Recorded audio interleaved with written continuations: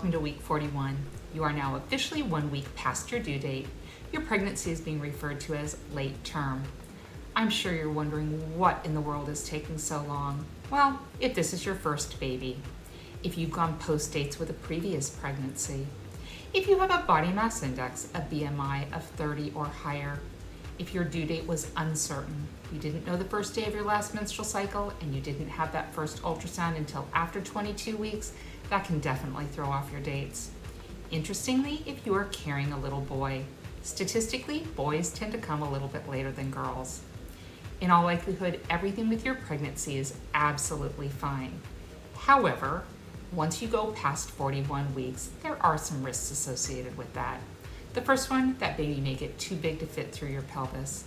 The second one, your amniotic fluid level may be starting to decline. The third one, that placenta may not work as well as it once did, so it's really important that you make sure your baby is moving every single day.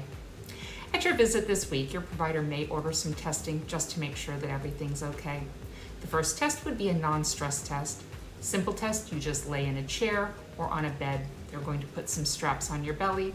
One monitors the baby's heartbeat, the other monitors uterine activity.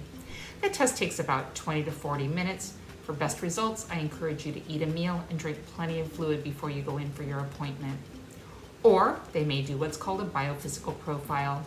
That is an ultrasound that looks at 5 different components. As long as your testing looks good, you may opt to just take a wait and see approach, wait for labor to come on its own. How do you know you're in labor? You're having contractions that are so strong you can't talk through them. Your water breaks, you're bleeding enough to saturate a pad, or your baby isn't moving. You know we're always on the lookout for preeclampsia. Those symptoms would include the worst headache of your life, changes in your vision that occur at rest, and burning that happens behind that right breast. If your testing shows that the baby is not doing well, your provider may recommend that you have your labor induced. Induction of labor is going to depend on what your cervix is doing, so they'll probably want to check your cervix. Keep in mind, a normal cervix is 4 centimeters thick, closed up tight, it's in the back of your vagina, and it's as hard as your nose. A cervix that is favorable or ripe is opened or dilated, thinned out, or effaced. It's rotated, it's in the front part of your vagina, it's as soft as the inside of your cheek. If your cervix meets those criteria, they'll probably bring you into the hospital, start an IV, and give you medication called Pitocin. That's a synthetic form of the hormone oxytocin that your body creates.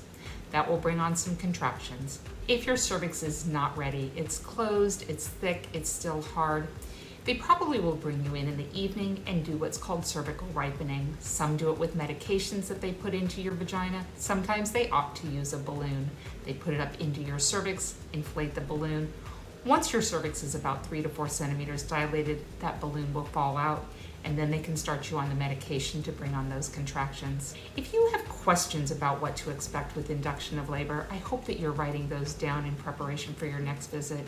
In the meantime, if you have questions that I can answer, go ahead and drop them in the comment section below. And while you're down there, I would love it if you hit that like button. If you're still here, thanks so much for sticking around through the entire video.